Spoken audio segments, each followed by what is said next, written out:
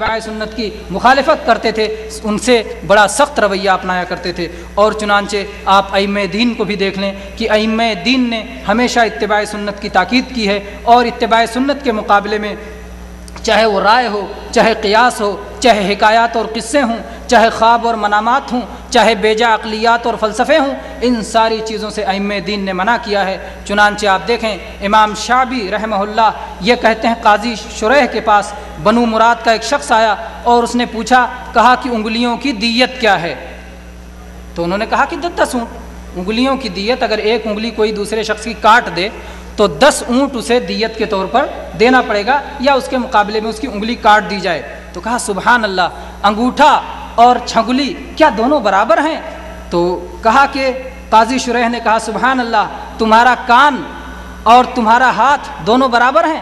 کان اتنا چھوٹا ہے کہ کبھی بالوں سے چھپ جاتا ہے، کبھی ٹوپی سے چھپ جاتا ہے، اور جب کہ کان کی بھی وہی دیت ہے جو ہاتھ کی دیت ہے، دونوں کی دیت برابر ہے، تو پھر تمہارا قیاس کہاں چلا گیا؟ تمہاری عقل کہاں چلی گئی؟ اتباع کرو، بدعتی مت بنو۔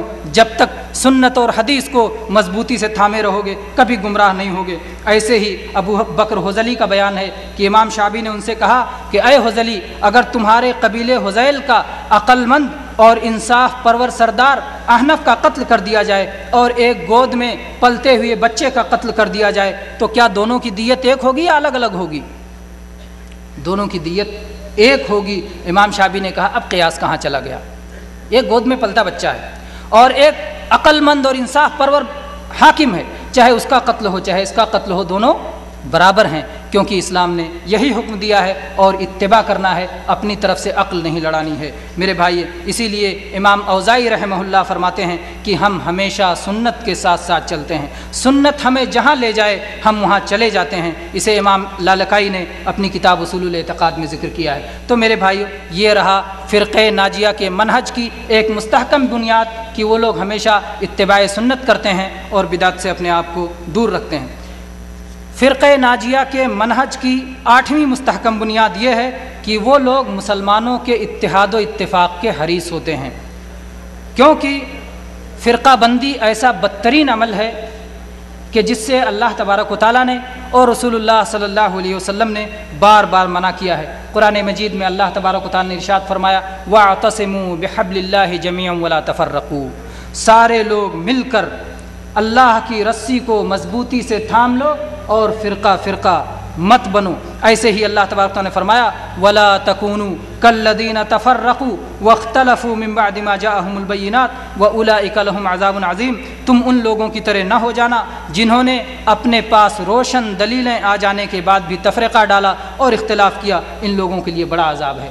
تو میرے بھائیوں، فرقہ بندی کو اہل سنت سخت نفرت کی نظر سے دیکھتے ہیں۔ جناب محمد رسول اللہ صلی اللہ علیہ وسلم کی حدیث صحیح مسلم میں ابو ہریرہ رضی اللہ عنہ سے مروی ہے کہ اللہ کے نبی صلی اللہ علیہ وسلم فرمایا اللہ تبارک و تعالیٰ تمہارے لیے 3 باتوں کو پسند کرتا ہے اور 3 باتوں کو ناپسند کرتا ہے۔ اللہ تعالیٰ تمہارے لیے یہ پسند کرتا ہے کہ تم صرف اسی ایک کی عبادت کرو اور اس کے ساتھ کچھ بھی شرک نہ کرو، یہ ایک بات ہوگی۔ دوسری بات اللہ تعالیٰ یہ پسند کرتا ہے کہ تم سب مل کر اللہ کی رسی کو مضبوطی سے تھام لو اور فرقہ بندی نہ کرو۔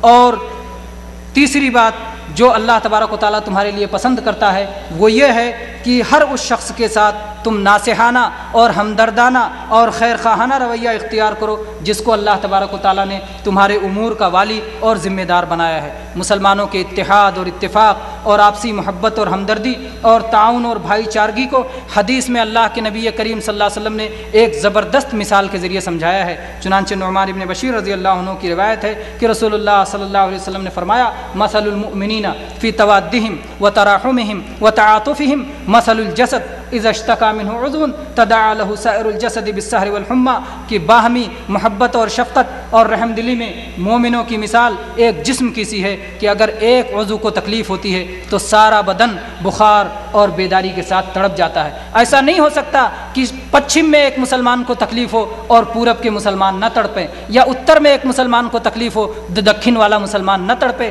دنیا کے کسی کونے میں مسلمانوں کو تکلیف ہوتی ہے تو سارے مسلمان اس تکلیف کو محسوس کرتے ہیں۔ یہ مسلمانوں کے اتحاد کی مثال جناب محمد الرسول اللہ صلی اللہ علیہ وسلم نے بیان کی ہے۔ میرے بھائیوں، ایسے ہی اہل سنت والجماعت کے افراد اجتہادی مسائل میں بعض اختلافات کے باوجود آپس میں ایک دوسرے سے محبت کرتے ہیں اور ایک دوسرے کے پیچھے وہ صلاۃ ادا کرتے ہیں، ایک دوسرے کے پیچھے نماز ادا کرتے ہیں، آپس میں بغض و عداوت نہیں رکھتے، نہ تفرقہ بازی کرتے ہیں، نہ گروپ بندی کرتے ہیں، نہ تکفیر اور تذلیل کرتے ہیں، بلکہ اہل سنت کا یہ ماننا ہے کہ جو لوگ اجتہادی مسائل کی بنا پر گروپ بندی کا طریقہ اختیار کریں یہ اہل بدعت ہیں۔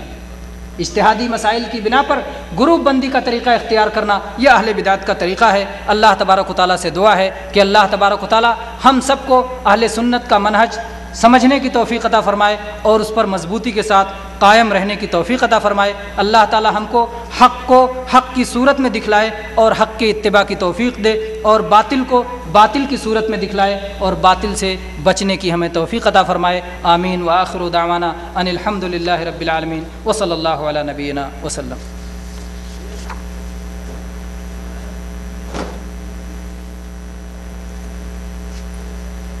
میرے بھائیوں، تقریری پروگرام یہاں پہ ختم ہوتا ہے اور آپ کے انعامات وغیرہ کے جو سلسلے ہیں نمبرات تقسیم کیے گئے ہیں سوالات کے ذریعے سے، اور آپ تقسیم کیے گئے تھے۔ اگر کسی بھائی کو کوئی سوال وغیرہ بھیجنا ہو اس تعلق سے بھیج سکتے ہیں، سوال لکھ کر کے اگر کسی بھائی کے پاس ہو بھیج سکتے ہیں۔ السلام علیکم ورحمۃ اللہ وبرکاتہ۔ الحمدللہ والصلاۃ والسلام علی رسول اللہ۔